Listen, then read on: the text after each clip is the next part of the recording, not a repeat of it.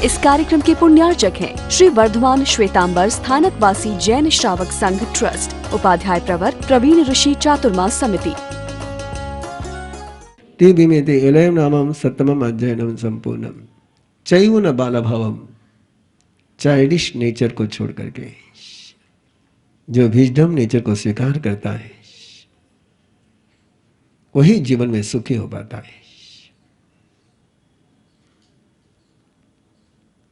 एक उपमा और दी गई।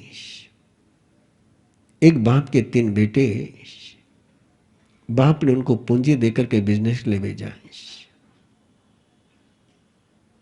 एक ने मस्ती में पैसे उड़ाए, कर्जा लेकर के वापस आ गया। एक ने ब्याज पर लगा दिया और आते समय पूंजी वापस लेकर के आ गया। एक ने इतना बिजनेस किया कि मल्टीपल कर करके वापस आ गया। परमात्मा भी अपने बेटों से पूछ रहे हैं, तुम्हें भी संस्कारों की पूंजी दी है, तुम्हें भी जिन शासन की पूंजी दी है, तुम्हें भी जैन कुल में जन्म मिला है, ये पूंजी है। इसको खो रहे हो या कमा रहे हो?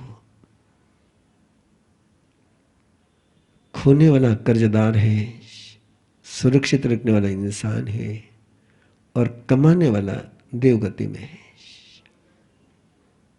चाइल्डिश नेचर रुचि को कहते हैं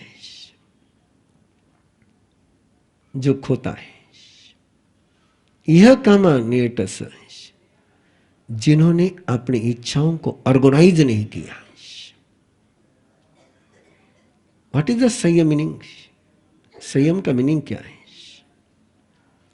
organise your emotions, organize your life, organize your will, organize your thoughts. It is a संयम। संयम का मीनिंग है कि अपनी शक्ति को ऑर्गेनाइज करना है, अपने मन को ऑर्गेनाइज करना है, अपने विचारों को, अपनी भावनाओं को ऑर्गेनाइज करना है। जो ऑर्गेनाइज नहीं कर पाता वो जीवन में कभी सफल नहीं हो पाता है। अनऑर्गेनाइज कितना भी हो फेल ही हो जाता है, और ऑर्गेनाइज कितना भी कम हो तो भी सक्सेस हो जाता है। इसलिए प्रभु फरमाते हैं कि अपने लाइफ को ऑर्गेनाइज करो, अपनी भावनाओं को ऑर्गेनाइज करो, अपने विचारों को ऑर्गेनाइज करो, अपने जीवन को ऑर्गेनाइज करो। और जो जीवन को ऑर्गेनाइज नहीं कर पाता उसकी हालत बकरे जैसी, बलि के बकरे जैसी, उसकी हालत कौड़ी के लिए करोड़ों कमाने जैसी। अब वो एक अनूठे अध्याय की तरफ कदम बढ़ाने जा रहा हूं। 8वां अध्याय है, बड़ा अनूठा अध्याय है, बहुत अद्भुत अध्याय है।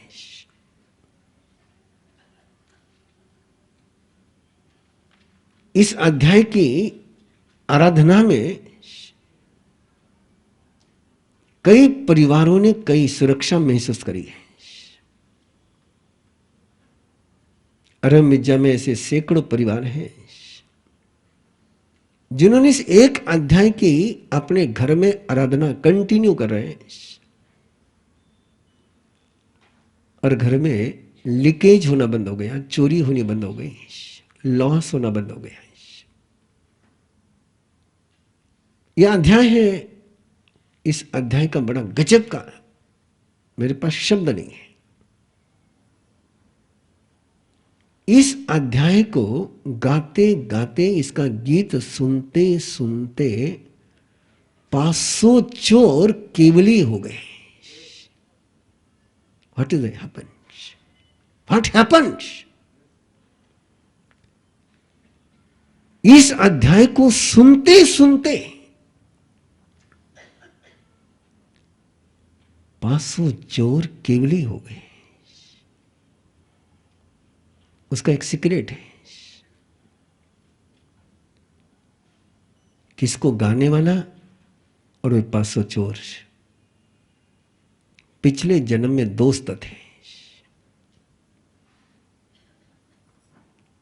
और दोस्ती बड़ी गहरी थी। उस दोस्ती में 500 ने परस्पर में एक प्रॉमिस किया है, परस्पर में कमिटमेंट करी कि इन फ्यूचर, इस जन्म में या अगले जन्म में कभी भी जिसको भी परम सत्य की प्राप्ति होगी, जिसको भी परम सौभाग्य की उपलब्धि होगी, वो बाकी 500 को देने के लिए आ जाएगा। एक कमिटमेंट पिछले जन्म का।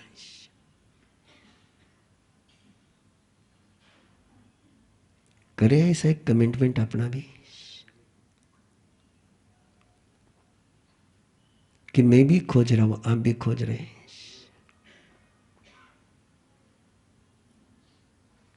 प्रभु की आराधना में, प्रभु की वाणी की आराधना में है एक ऐसी कमिटमेंट करें कि इन फ्यूचर में जिस किसी को परमात्मा बनने का सौभाग्य मिलेगा, वो बाकी सबको खोजते खोजते आकर के परमात्मा उपलब्ध करा देगा। मैं हर साल कराता हूं ये कमिटमेंट कि मेरे अंदर एक एहसास है कि मुझे पता है कि मुझे आज मिला है, कल मिलेगा नहीं मिलेगा, आई डोंट नो, लेकिन कल मेरे पास नहीं हो तो मुझे देने वाले सारे आ जाएंगे, तो कोई ना कोई तो देने वाला मिल ही जाएगा। बांटते चलो, तुम्हें भी देने वाला कोई आएगा। धन बांटने से धन मिलता है, अन्न बांटने से अन्न मिलता है। प्रभु को बांटोगे तो प्रभु मिलेंगे, प्रभु के वरदानों को बांटोगे तो प्रभु के वरदान मिलेंगे। कपिल, कौशंबी नगरी, एक ब्राह्मण का बेटा है।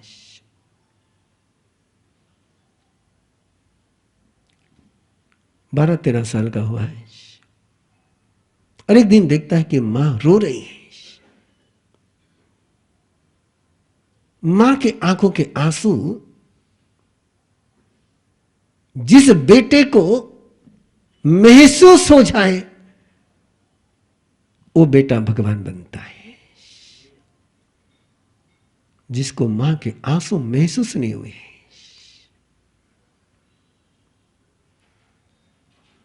कपिल को मां के आंसू दुखी कर गए। मैं देखता हूं आज भी कई छोटे बच्चे होते हैं,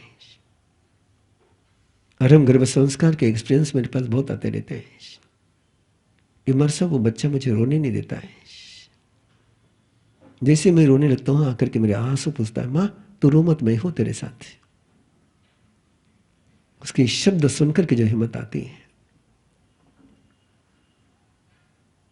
बेटा मां के पास जाता है, मां को कहता, मां क्यों रो रही है? मां ने कहा कि बेटा, इस सामने से अभी जुलूस गया है, इस जुलूस के हाथी पर बैठा हुआ वो राजपुरोहित है। कभी बेटा तेरे पिता इस पर बैठ करके जाते थे,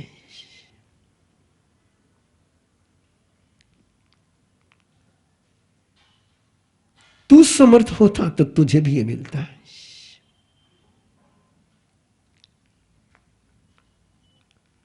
बेटे ने मां के चरण छुए कि मां रो मत, मैं भी समर्थ बनूंगा, मैं भी विद्वान बनूंगा। मां ने बेटे से कहा कि बेटा यहां तुझे कोई नहीं पढ़ाएगा, यहां तुझे कोई विद्वान बनने नहीं देगा। तुझे यदि विद्वान बनना है तो तुझे मेरे आंचल से दूर जाना पड़ेगा। ये मां ही होती है,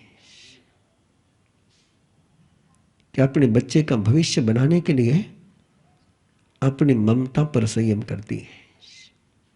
बोले श्रावस्ती नगरी में जा, वहां तेरे पिता के दोस्त रहते हैं, वो तुझे सिखाएंगे। पहुंचा, ब्राह्मण को परिचय दिया कि मैं उनका बेटा हूं। ब्राह्मण ने स्वागत किया, लेकिन बोले मैं तुझे ज्ञान तो दे सकता हूं लेकिन रोटी नहीं दे सकता हूं। उसी नगरी के एक सेठ के यहां पर उसके भोजन की व्यवस्था करी। संभल जाओ, संभल जाओ। और सेठ ने उस ब्राह्मण पुत्र की सेवा के लिए एक नटखट दासी को नियुक्त किया। अब वो बेटा इधर सीखता है, उधर खाता है, और खाते खाते खिलाते खिलाते उस दासी ने इसको चक्कर में ले लिया। वो चक्कर में उलझ गया। एजुकेशन और अफेक्शन दोनों साथ में चले तो दोनों ही फेल हो जाते हैं। इसलिए मैं हमेशा इन जनरेशन को कहता हूं, एजुकेशन नो अफेक्शन। एजुकेशन में समय अफेक्शन नहीं। उलझ गया। एक दिन दासियों का त्योहार आया और दासी का चेहरा उदास हो गया।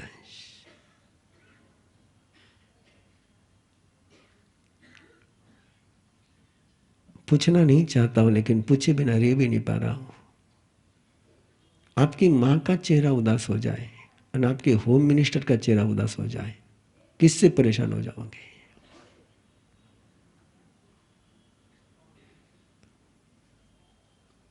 ये तो दासी मां होम मिनिस्टर भी नहीं तो मंगेतर भी नहीं अभी तो केवल प्यार में उलझी हुई है।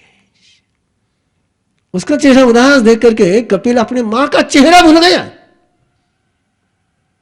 मां के आंसू भूल गया और दासी से पूछता तू क्यों उदास है? दासी ने कहा कि हमारा त्योहार आया, सब दासियां उनके सबके फ्रेंड उनको गिफ्ट देंगे और तू क्या मुझे पेट गिफ्ट देगा? तू तो स्वयं ही यहां रोटी खाता करके। और कपिल को भी सबसे पहले मजबूरी का एहसास हुआ, उसका भी चेहरा उतर गया। दासी ने कहा उदास मत बन, तू ब्राह्मण है, तेरे पास इस नगरी में, श्रावस्ती नगरी में एक सेठ है जो सबसे पहले जाकर के उसको आशीर्वाद देता है, उसको 2 मासा सोना देता है। तो सबसे पहले उठ करके उसके पास पहुंच जा, तेरे पहले कोई नहीं पहुंचे। कपिल ने कहा ठीक है। ये अफेक्शन में उलझ जाते हैं ना, no time, no common sense.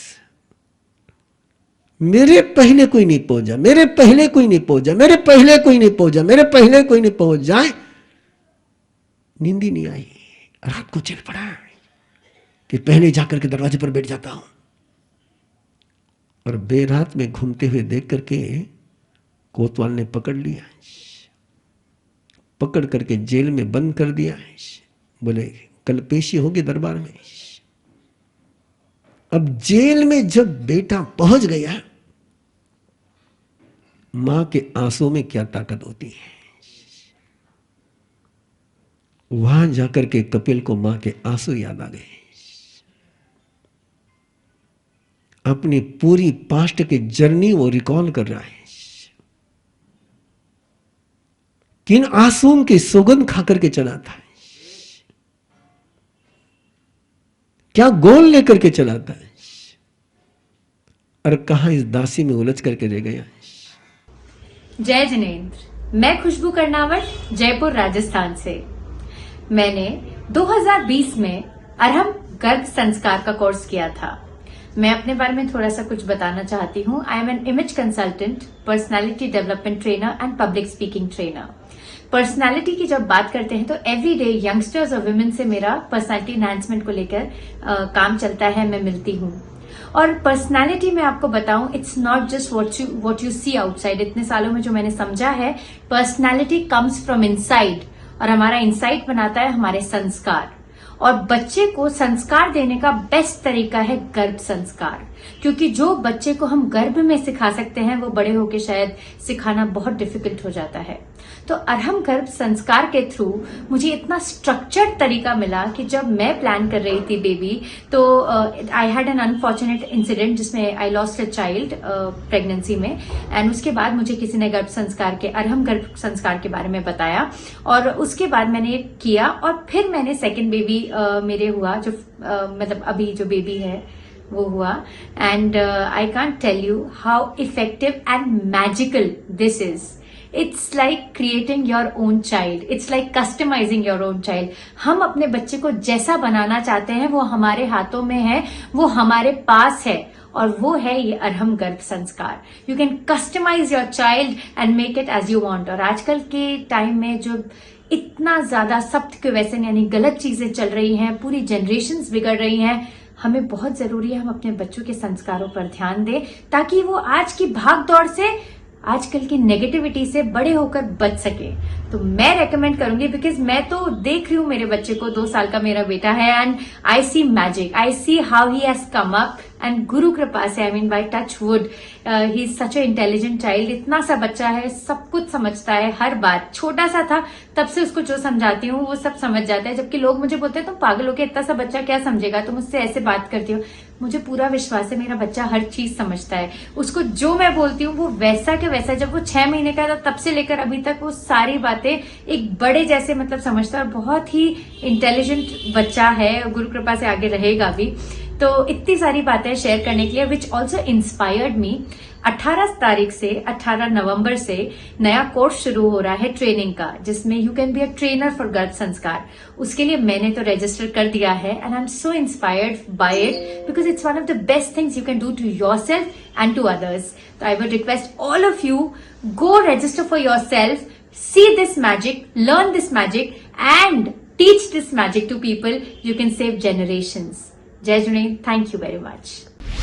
इस कार्यक्रम के पुण्यार्चक हैं श्री वर्धमान श्वेतांबर स्थानकवासी जैन श्रावक संघ ट्रस्ट, उपाध्याय प्रवर प्रवीण ऋषि चातुर्मास समिति, महावीर भवन इंदौर।